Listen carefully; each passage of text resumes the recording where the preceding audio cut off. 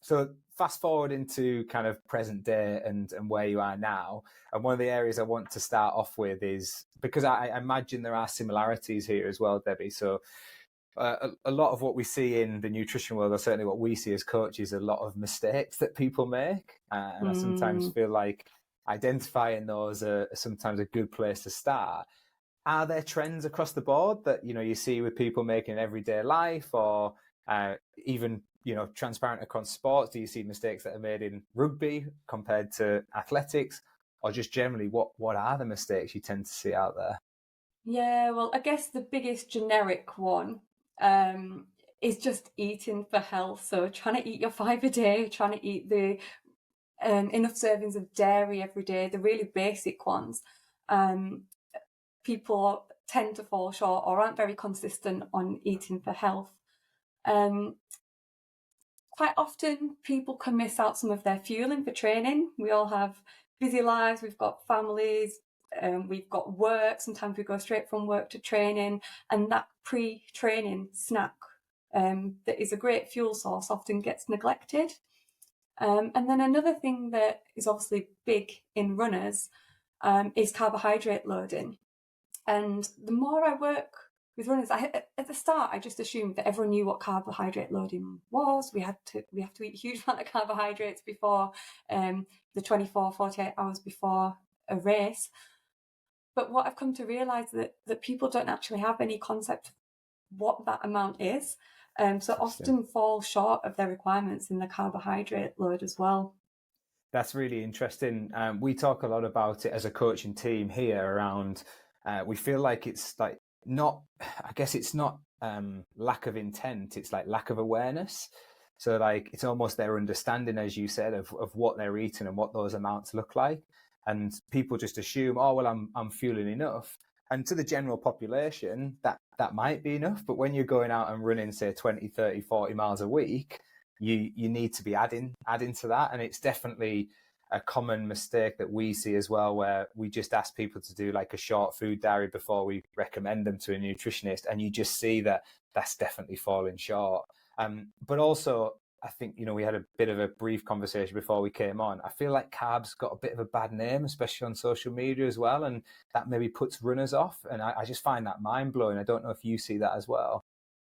Yeah, I mean, we kind of briefly spoke about it earlier, didn't we? That you get a lot of fasted training. And, in some instances, it could work.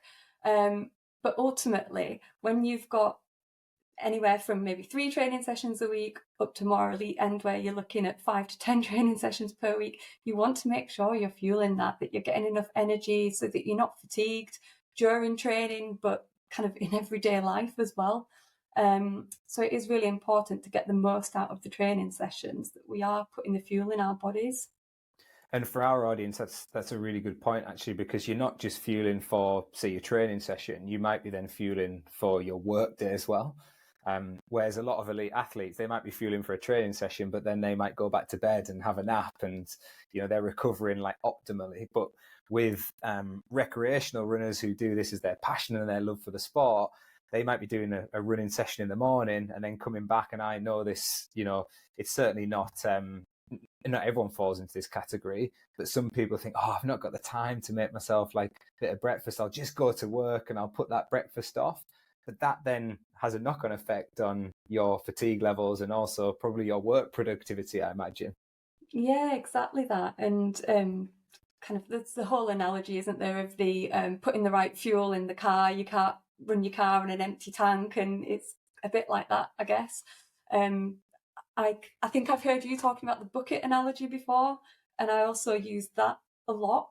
Kind of the bucket referring to your muscle and the fluid within it being your glycogen stores. So when we consume these carbohydrates, they get stored in our muscles as glycogen, and that's what fuels our training.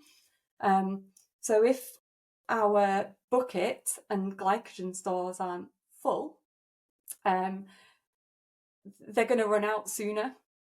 So we're going to start feeling tired sooner, whether that be within a training session or after a training session when we haven't topped that bucket back up.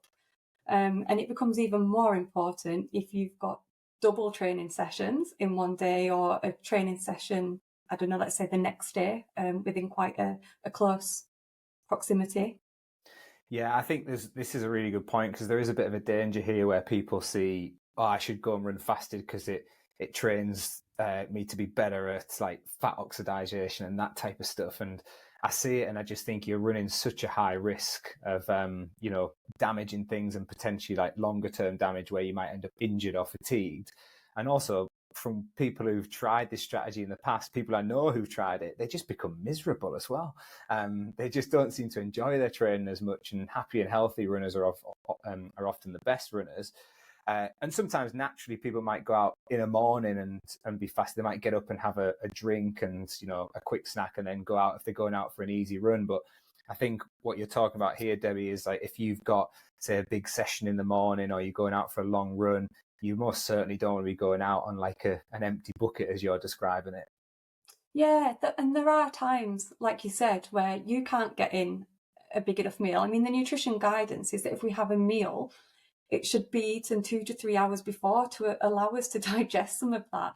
And if you're running before work, you're not going to be getting up at 4, 5 o'clock to be able to get that full meal in. And so it's absolutely fine to have a smaller snack closer to training. But yes, definitely when you're going out on those longer runs, you want to be trying to get that carbohydrate in.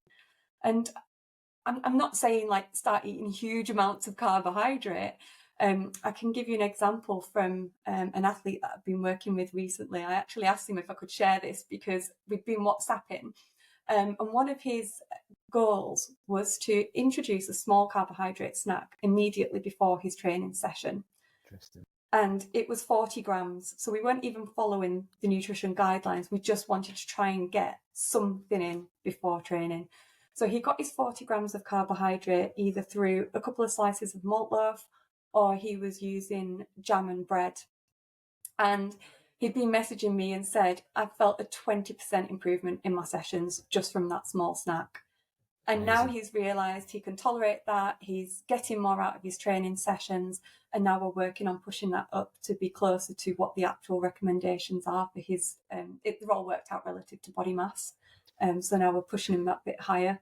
Nice. Jam and bread is my go-to. It's like my go-to snack. And again, it's not, I don't do it like 2 hours before.